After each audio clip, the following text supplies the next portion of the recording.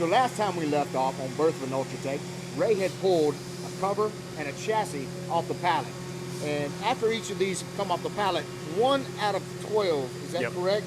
Get checked for QC. All right. Alan, would you mind showing us how that process takes place? Yeah, we're in process check, 1 part out of every 12. Of course, we go by and do a visual with magnification. And we have a set critical items checklist for each knife. Multiple ones here for each of the knives. This one right here, I have a sheet just for covers, a sheet just for chassis.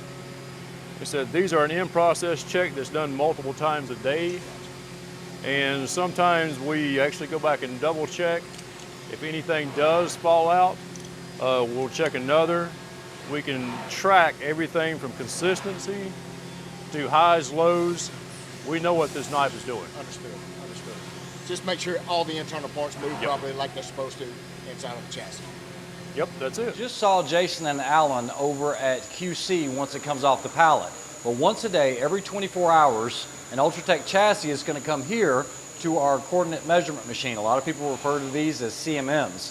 And what this does is it actually has touch probing, and it will check every single detail on that chassis to make sure it's within spec. This also has the laser scanning heads by Mitutoyo. You guys can see them here. You don't need to see it in operation because it only gets done once a day per chassis.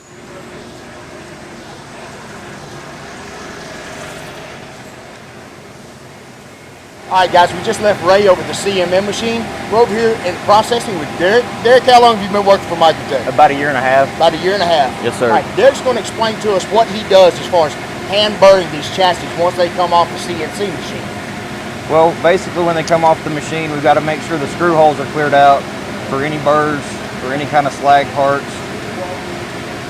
And then open it up. So any kind of stray material that might have ended up inside the chassis, yes, we're sir. taking care of that right now. And then take out, make sure the locks are clean, and then take a flat file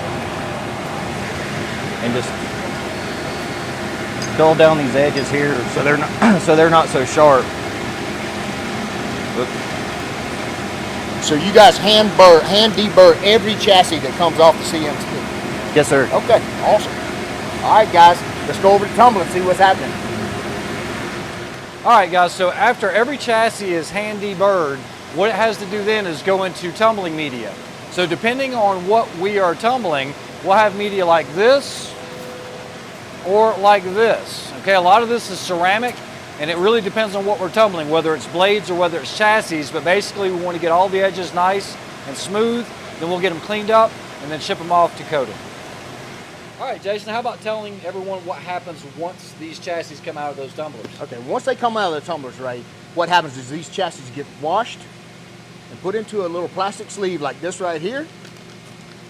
We package them all up in a cell box like this, and they're off to see our anodizers. And we won't see those chassis for another 2 weeks or so.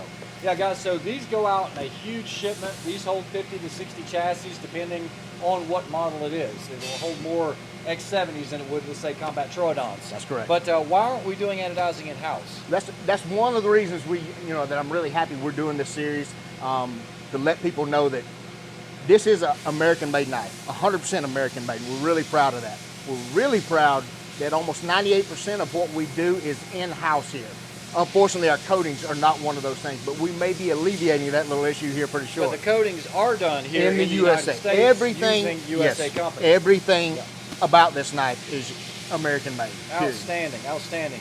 Well, I hope you guys enjoyed that. What we're going to do is stay tuned for next week. Next week, we'll go over buttons, blades, and that whole process. Get to see some serious lathe work going on there, Absolutely. too. All right, guys.